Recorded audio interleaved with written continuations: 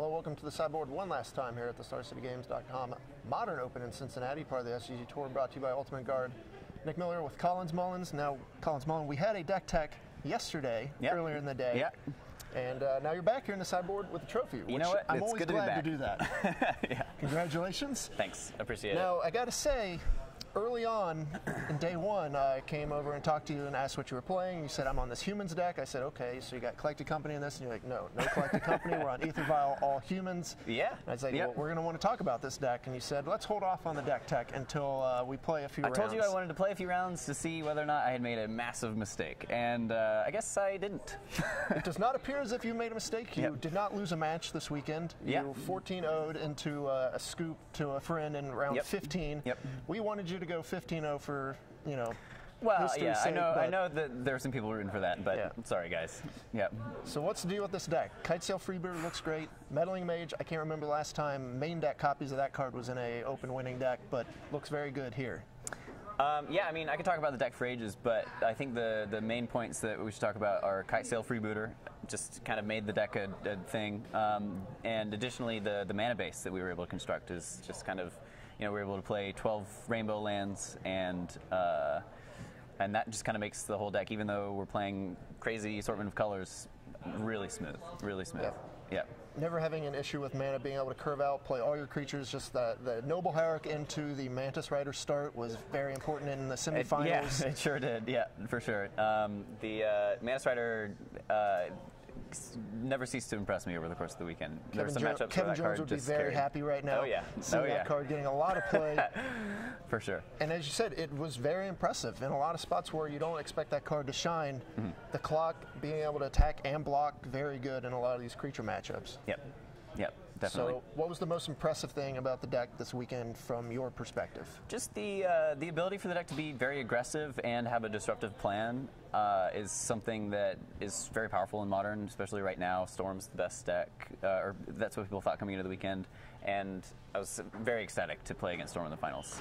Having a free win, basically, game one against most Storm players seems pretty good. I looked at my opening 7, and there was an Anafenza in there.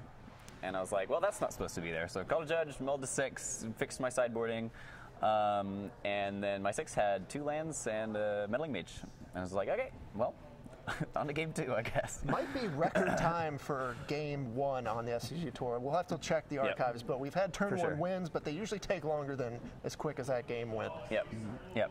Very good show. Now, I got to ask, you played your roommate in the semifinals. You guys had a fun back and forth that match. But he told me today that he shipped you this list originally, said, this is what you should play in the Open. The story there is he sent it to me on Monday, and he was like, Collins, this is going to be the next deck that you play in Modern. And I was like, all right, I've seen kind of what this deck's about, and I ignored it until Wednesday. And then I kind of looked at it on Wednesday, and I was like, all right, maybe I'll throw this together. And then we started messing with it a little bit and fixing it up and kind of, you know, and then boom, here we are. So what's the next step for this deck? Because you probably have some changes, some sideboard things you want to do.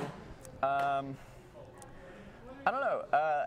The list that I played felt very solid. I mean, you know, the one card that maybe potentially missing from the sideboard was maybe some more hand disruption effects. But overall, no complaints. You know, I ran really well all weekend, so you know, I didn't really have any matches where I lost and was like, I could have done this. I just kind of the deck carried.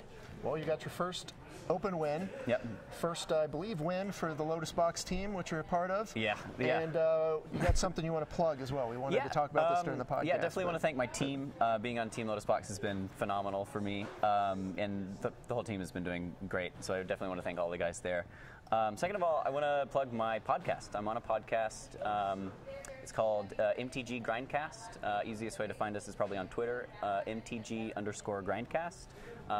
It's a weekly podcast. I talk about what I'm doing every week. I try to travel to tournaments every weekend, so you know, you'll get to hear up-to-date stuff on what my plans are for that weekend. So I definitely recommend checking it out.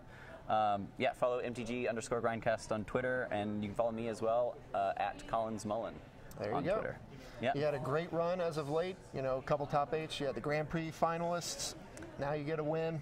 Got to be feeling pretty good. I've been on a crazy streak lately, so you know, I'm feeling good. All right, congratulations. Sure. Thanks. I'm going to send it back over to Cedric and Patrick one last time here in Cincinnati.